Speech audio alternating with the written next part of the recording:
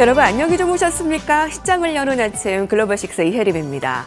오늘 뉴욕 증시의 마감을 보면 0.1%의 상승, 0.02%의 상승, 거의 보합권에서 마무리를 지었습니다. 다우 지수는 소폭의 하락으로 거래를 마쳤고요. 그만큼 좀 방향성을 좀 모색하면서 오늘 하루를 보냈다라고 볼 수 있는데요. 국제금리가 상승을 하면서 좀 부담감을 안겨줬습니다. 엔비디아가 3%대 약세를 나타냈는데요. 그 부분도 체크를 해야 될 것 같고요. 오늘의 핫 키워드 두 종목은 메타와 테슬라라고 볼 수 있겠습니다. 메타가 좋은 실적을 냈습니다. 예상치를 웃도는 실적을 나타냈는데도 불구하고 현재 이 시간 시간외에서 12% 급락을 보이고 있습니다. 가이던스의 전망 제시가 좀 실망스러웠다라는 평가고요. 테슬라는 오늘 정규장에서 10% 넘는 급등 흐름을 나타내면서 어제 이 시간 시간외의 급등을 고스란히 이어가는 모습이었습니다. 자, 이렇게 종목별 흐름들 좀 체크를 해보시고요. 본격적으로 클로징 라이브부터 문을 열겠습니다. 김태수 외신위원 연결하도록 하겠습니다. 위원님 안녕하십니까? 네, 안녕하세요. 지금 어닝 시즌에 완전 중점에 놓여져 있는데요. 자, 오늘의 총평을 어떻게 할 수 있을까요? 네, 변동성이 너무 커지는 상황이고 지수들로 보면은 침체 국면으로 자칫하면 들어갈 수도 있는 차트를 그리고 있다. 위기는 좀 있다. 그렇게 보시면 될 것 같고, 하지만 대형주들은 또 좀 다른 입장이기 때문에 대형주 위주로 계속해서 거래를 집중시켜야지만 이 시장에서 그래도 수익을 잘 올릴 수 있는 그런 상황으로 연결이 되고 있습니다.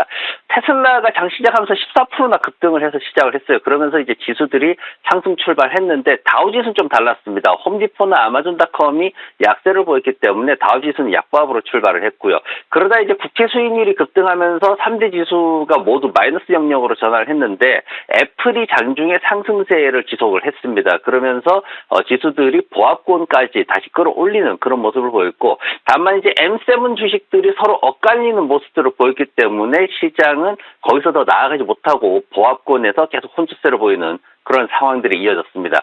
채권 수익률이 계속 올라갔는데 주식시장에는 좀 안 좋죠. 지금 10년 만기 부채 수익률이 6bp나 상승하면서 4.66%까지 올라왔는데 2024년 들어가지고 최고 수준으로 근접을 했습니다. 그러다 보니까 모기지 금리도 지금 7.24%로 지난번에 6.8%대까지 떨어졌다가 다시 올라가는 이런 모습들을 좀 보이고 있습니다.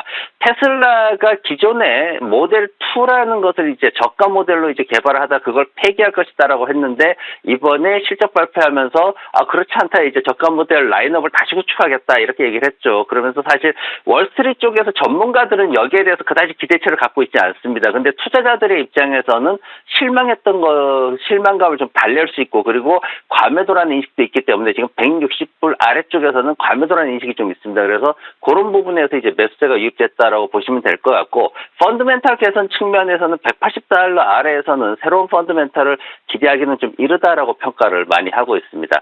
보잉 같은 경우에는 지금 시장에서 그나마 실적이 이제 나오면서 좀 좋게 나왔는데 조금 올라가는 그런 주가로 보였습니다. 근데 장중에 이제 나온 얘기가 뭐냐면은 2024년도 전체 실적 가이던스를 왜 제공하지 않느냐, 이 부분에 대해서 좀 논란이 됐고, 그리고 또 하나는 무디스가 신용 등급을 갖다가 또 하나 낮춰버렸습니다. 그러다 보니까 주가가 장중에 마이너스 3%대로 하락하는 이런 모습을 보였습니다. 텍사스 인스트루먼트는 실적이 이제 좋게 발표하면서 오늘 이제 주가가 상승하는 모습을 좀 보였고요. 그리고 시장에서 이제 마텔이라든가 이런 그 장난감 제조업체들, 지난해에 바비 영화가 흥행을 하면서 실적이 크게 늘어났었는데 그러다 보니까 상대적으로 또 1분기 매출이 그다지 좋지 않았습니다. 그러면서 이제 주가가 조금 밀리는 모습 보였고, 지금 틱톡에 대해서 결국은 이제 조 바이든 대통령이 사인을 했어요. 이제 의회 다 통과하고 틱톡 없애라 이제 이렇게 나오는 건데, 근데 틱톡 회사 측에서는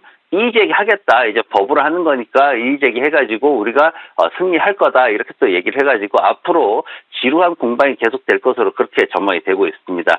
메타가 실적 발표를 했어요. 지금 EPS가 $4.71 나오면서 추정치나 전년 동기 뭐 다 상승하는 모습 보였고 매출 같은 경우에도 364억 6천만 달러 나왔습니다. 예상치하고 전년 동기 다 상승을 했습니다. 근데 매출 가이던스 2분기 매출 가이던스를 내놨는데 365억 달러에서 390억 달러를 내놨어요. 근데 시장 기대치가 382억 9천만 달러입니다. 상단에 위치하는 상황이죠. 그러다 보니까 평균치를 가지고 보통 비교를 하는데 시장에서는 이런 게 이제 조금 실망스러웠고 또 하나는 비용을 갖다 예상을 하는데 시장에서는 940억 달러 정도 예상을 했거든요. 근데 960억에서 990억 달러, 한 20억에서 최대 50억 달러까지 더 높게 나올 것이다. 이렇게 예측을 하다 보니까 시간 외에서 주가가 급락하는 모습이 있었습니다.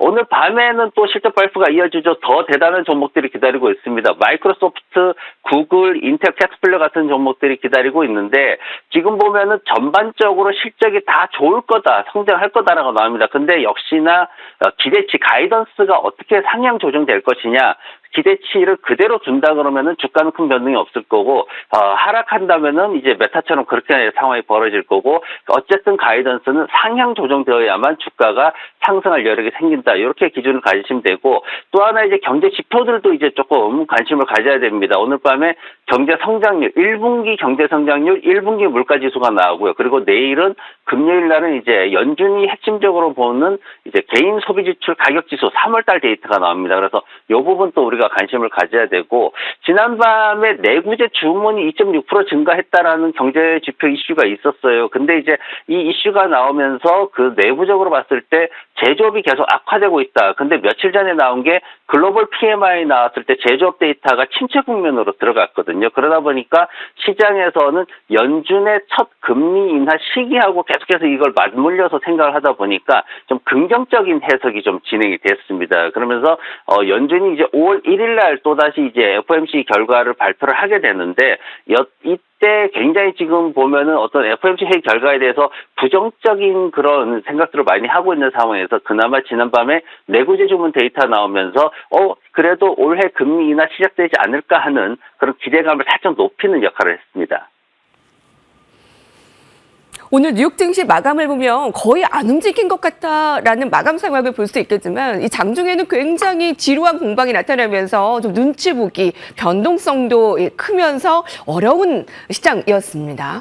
실적 시즌에 지금 중심에 있는데 메타를 볼 수 있듯이 지난 분기의 실적도 중요하지만 가이던스가 더 중요하다라는 것을 판단할 수 있겠습니다. 오늘 밤에 마이크로소프트, 알파벳, 아마존 실적 발표 예의주시하시기 바랍니다. 업종별 종목별 특징 살펴주실까요? 네, 필수 소비재나 유틸리티 부동산 같이 이제 채권 수익률하고 맞물려 움직이는 업종들이 상승을 보였고요. 그리고 일반 산업하고 헬스케어, 파이낸셜 쪽 업종이 하락세를 보였습니다. 기술주들이 전반적으로 혼조세를 보이는 모습이었고, 파이낸셜 쪽을 제가 오늘 볼 건데 일반 은행이나 증권사 외에도 보험이라든가 투자 쪽, 모기지 관련해가지고 6개 산업으로 구분이 됩니다. 오늘 소개해드릴 종목이 라이어 플랫폼즈라는 건데 비트코인 분야에 굉장히 요즘 이슈가 되고 있는 그런 기업입니다. 지금 캐피탈 마켓 산업으로 구분이 되어 있는데 최근에 보면은 이제 비트코인의 상승 이후에 횡보 구간에도 불구하고 이 라이어 플랫폼즈는 계속해서 주가가 하락하는 모습을 보였는데요. 북미 지역에서 비트코인 채굴 회사를 운영하고 있습니다. 그뿐만 아니라 이제 채굴뿐만 아니라 이제 협업 시스템이라 그래서 인프라 구축하거나 아니면 PC 세팅하거나 이런 서비스도 제공을 하고 있는데 지금 21센트 손실 기록할 것으로 이번 분기에 예상이 되고 있거든요. 그러면서 전년 동기에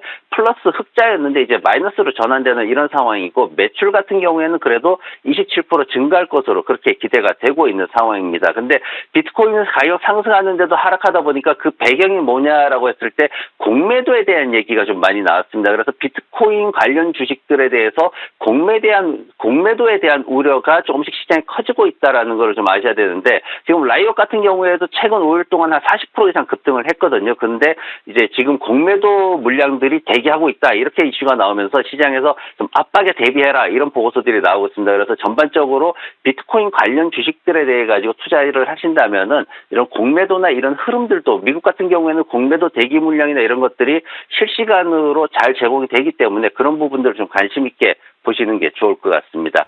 지난밤에 이제 대만 반도체가 A16 이 칩을 2026년도 말에 생산하겠다 이제 발표를 했거든요. 근데 이 부분에 대해 가지고 사실 시장에서 좀 관심을 갖고 있는 게 인텔하고 경쟁 구도가 어떻게 될 것이냐, 요걸 좀 갖고 있습니다. 지금 3월 달에 인텔 같은 경우에는 14 기술을 갖다가 이제 2026년도에 생산하겠다 이렇게 발표를 한 적이 있는데, 이런 부분에 있어 가지고 이제 지금 엔비디아를 중간에 두고 누가 더 잘 할 것이냐, 이제 이걸 가지고 지금 경쟁을 좀 많이 하고 있습니다. 인텔이 오늘 밤에 이제 실적 발표를 하고 예정이 돼 있습니다. 지금 매출이나 이런 것들이 조금 계절적인 요인으로 보통 1분기가 잘 안 나옵니다. 그러다 보니까 조금 하락할 것으로 예상이 되고 있고, 그리고 순이익 같은 EPS 같은 경우에도 지난 4분기보다는 많이 떨어질 것으로 그렇게 예상이 되고 있습니다. 하지만 그래도 전년 동기 대비했을 때는 손실에서 흑자 전환할 수 있는 그런 기대치가 있기 때문에 좀 관심을 가져주시면 좋을 것 같고,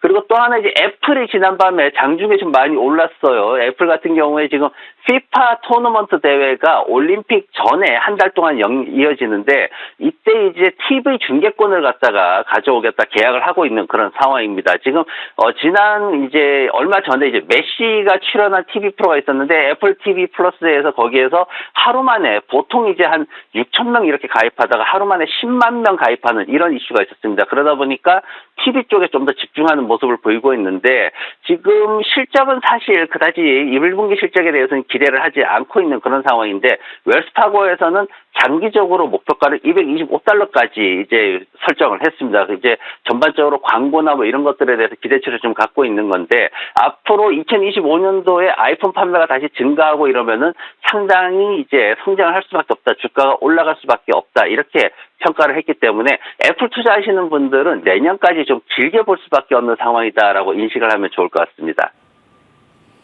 오늘 특이할 만한 종목까지 알아봤고요. 오늘은 우리나라 사람들이 가장 좋아하는 두 종목, 네, 엔비디아의 3%의 하락, 그리고 아마존 아니고요, 테슬라의 12%의 급등, 이렇게 마감 보고 오늘 보시면 되겠습니다. 김태수 외신위원과 함께했습니다. 감사합니다. 네, 고맙습니다.